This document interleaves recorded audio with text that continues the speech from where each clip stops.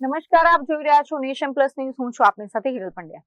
વડોદરાના કલાલી વિસ્તારમાંથી આગની એક અતિ ચિંતાજનક ઘટના સામે આવી રહી છે. કલાલી વિસ્તારમાં આવેલી એક બંધ બિલ્ડિંગમાં અચાનક જ કોઈ કારણસર ભીષણ આગ ફાટી નીકળી હતી. વડોદરાના કલાલી રોડ પર છેલ્લા કેટલાક સમયથી બંધ હાલતમાં પડી રહેલી બિલ્ડિંગમાં આજે અચાનક જ આગ ભભૂકી ઉઠી હતી. બંધ મકાન કે ઇમારતની અંદર કચરો અથવા શોર્ટ સર્કિટના કારણે આ આગ લાગી હોવાની પ્રાથમિક આશંકા સેવાઈ રહી છે. આગની તીવ્રતા એટલી વધારે હતી કે પળવારમાં જ આખી ઇમારત આગની જ્વાળાઓમાં ઘેરાઈ ગઈ હતી. આસપાસના સ્થાનિક નાગરિકોએ તાત્કાલિક સતર્કતા દાખવી વડોદરા મહાનગરપાલિકાના ફાયર કંટ્રોલ રૂમને આ અંગે જાણકારી આપી હતી. કલાલી અને નજીકના ફાયર સ્ટેશનની લશ્કરો તાબડતોડ ઘટના સ્થળે પહોંચી ગયા હતા. ફાયર ફાઇટર્સે ચારેય તરફથી પાણીનો ભારે મારો ચલાવીને આગ વધુ આગળ ન ફેલાય તે પહેલા જ તેને નિયંત્રણમાં લઈ લીધી હતી.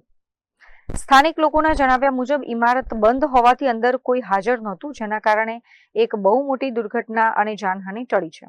पुलिस सर्कल के पास बेल केयर हॉस्पिटल जो है उसकी बिल्डिंग बहुत लंबे समय से बन रही थी. शोरूम की तरफ से बहुत टाइम से उन्हें सूचना देने में आ रहा था कि सेफ्टी पर्पस का ध्यान रखो, क्योंकि यहाँ पे सेफ्टी नाम की कोई चीज़ नहीं थी.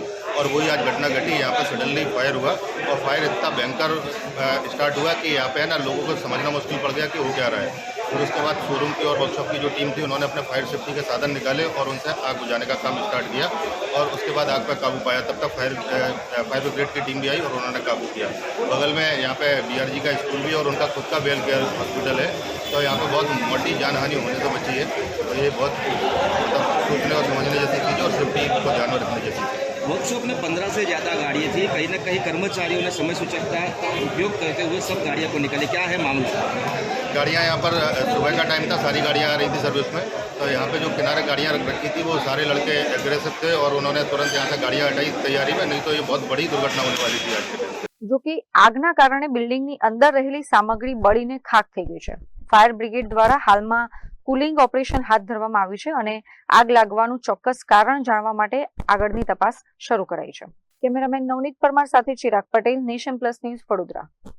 સમાચારોના સતત અપડેટ મેળવવા માટે અમારી નેશન પ્લસ ન્યૂઝની યુટ્યુબ ચેનલને સબસ્ક્રાઇબ કરો, બેલ આઇકન દબાવો અને જોડાયેલા રહો ફેસબુક, ઇન્સ્ટાગ્રામ અને ટ્વિટર પર.